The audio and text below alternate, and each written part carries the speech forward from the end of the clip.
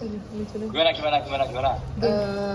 Sebelum memulai wawancara ini, baik, terima kasih atas kesempatannya Bapak. Jadi kami izin memperkenalkan dulu, kami dari mahasiswa Universitas Atmajaya, Fakultas Teknobiologi, jurusan Biologi. Pertama-tama saya sendiri, Hanadia Sirait. Saya Maria. Saya Tandri, Pak. Ya. Sebelum masuk ke sesi wawancara, mungkin Bapak boleh perkenalan diri dulu sama perkenalan Bapak dari PT mana? Nama saya Atanur Rohman, saya dari PT Madu Biru PGPS Madukismo. Saya kebetulan di sini diamanai sebagai kasih K3L, yang mana di dalamnya itu terkait tentang lingkungan dan limbah. Di dalam K3L itu ada dua tim sebenarnya. Itu yang satu yang ngurusin administrasi atau laporan teknis yang di dalam, sama yang non teknis. Nah, saya kebetulan sementara ini diposisikan cenderung ke non teknis. Dulu memang semua saya, karena untuk melengkapi tim saya diposisikan juga. Kalau misalnya ada komplain, nah itu nanti saya. Jelas kan suaranya? Iya, jelas Pak. Ya, oke. Terus yang ditanyakan apa lagi tadi? Itu lumayan banyak loh. Jadi kalau yang pertama tadi apa? Ditanyakan Jenis-jenis limbah apa yang dihasilkan dari pabrik Madukismo sendiri, Pak? Oke, di sini saya mau menegaskan Madukismo itu kan ada dua unit usaha ya. Yang besar itu kan yang utama kan PG, pabrik gula. Oke, yang kedua itu PS.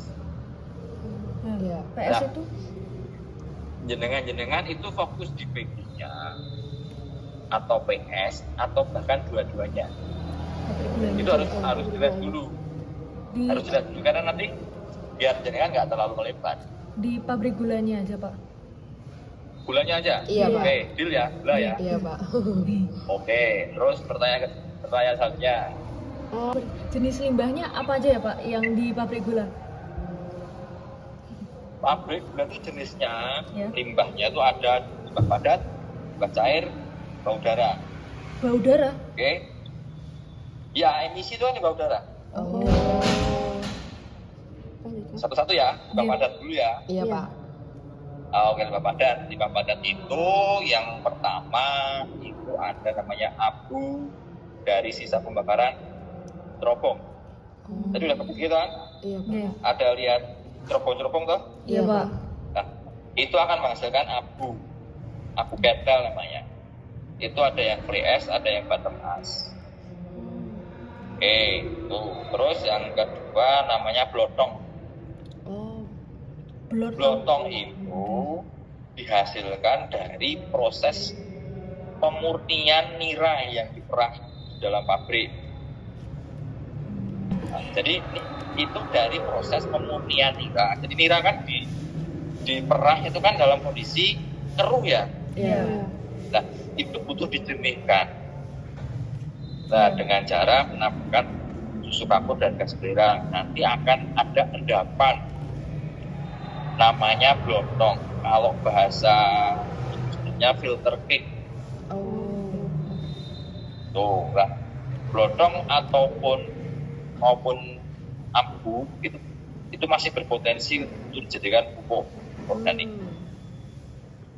Oke ya, itu yang limbah padat ya. Iya, Pak. Terus yang limbah udara itu gas emisi dari cerobong dan genset. Oke, terus habis itu limbah cair. Limbah cair itu di PT Madu Baru di PG itu ada 4 ya. 1 air ipal. Air ipal itu sisa dari jajaran-jajaran yang ada di dalam pabrik. Itu nanti masuk ke housekeeping dan itu akan masuk ke ipal. Itu sekalian mekanismenya pengolahannya ya. Iya, Pak. Ipal itu nanti diproses dengan cara fisika biologi. Jadi nanti ada aerasi gravitasi, kemudian nanti ada aerasi memakai gelembung, memakai udara. Ada bak aerasi lah. Di dalam bak aerasi tadi ditemukan bakteri. Bakterinya itu akan yang dipilih dalam hal ini bakterinya namanya Inola. Namanya apa Pak? Mohon maaf. Inola. Oh, jeng. Ya Pak, boleh lanjut. Oke. Betul lah. Habis itu kan IPAL ya, air IPAL. Oke. Habis itu air spray pond. Air spray pond. Spray, semprot, pond. Iya Pak. Ini bayangannya gini, kayak radiator hanya untuk pendinginan. Jadi itu air yang dihasilkan dari pendinginan. Jadi hanya dispray aja. Oh iya. Yang dicari itu prosesnya hanya menggunakan proses fisika. Jadi hanya didinginkan. Jadi spraynya itu ketika dispray itu diharapkan terjadi penurunan suhu sehingga bisa dipakai lagi. Jadi airnya itu dipakai lagi, nggak langsung dibuang. Jadi kita ada istilah efisiensi air. Dulu ada program W2M, Water Waste Minimize. Jadi yang dibuang ke lingkungan sedikit. Oke ya. Oke Pak. Habis itu air abu ketel. Air abu ketel itu sumbernya adalah di dalam penanganan cerobong ketel asap tadi itu kan ada abu nih yang rebah pada tadi. Nah, untuk menangkap yang debu-debu halus yang terbawa ke cerobong itu di dalam cerobong itu dispray, dikasih web scraper sehingga debu yang halus tadi itu akan ketangkep, akan turun, nggak kemana-mana nih, akan turun sehingga nanti akan dimasukkan ke namanya bak pengendam. Bak pengendam. Jadi sistem pengolahannya itu hanya diendapkan di dalam bak yang aliran airnya itu dibikin setenang mungkin. Jadi pakai gravitasi alami. Jadi yang akan mengendap aliran air itu selaminar mungkin mengendap. Kan partikelnya cuma areng nih, karbon. Iya. Jadi kalau pada kondisi air yang tenang, dia akan cepat mengendap. Oke?